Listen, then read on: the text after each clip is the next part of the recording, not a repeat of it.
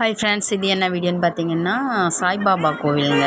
நான் வந்து திருநகர் ரொம்ப நாளாக போயிருக்கேன். ஒரு 6-7 வருஷமாக அந்த பாதையில் போயிருக்கேன். கட்டப்பையெல்லாம் வாங்கி திருநகரில் தச்சிருக்கேன். ஆனால் அங்கே ஒரு சாய்பாபா கோவில் இருக்கிறது எனக்கு தெரியாது. பக்கத்து வீட்டில் உள்ள அக்கா ரொம்ப நாளாகவே சொல்லிக்கிட்டே இருந்தாங்க, இந்த மாதிரி கரடிக்கல்ல ஒரு சாய்பாபா கோவில் சூப்பராக இருக்குன்ட்டு.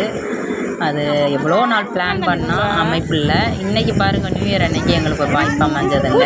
எல்லாருமே போயிருந்தோம். எங்கள் ஃபேமிலியில் தம்பி, என் அக்கா ஃபேமிலி, நான், என் பசங்க எல்லாருமே போயிருந்தோம். ரொம்ப சூப்பராக இருந்துச்சுங்க. குட்டியோண்டு மலை, அது மேலே அவ்வளோ அருமையாக இருந்துச்சு. அந்த ஏரியா பூரா பார்த்தீங்கன்னா அவ்வளோ சூப்பராக இருந்துச்சுங்க.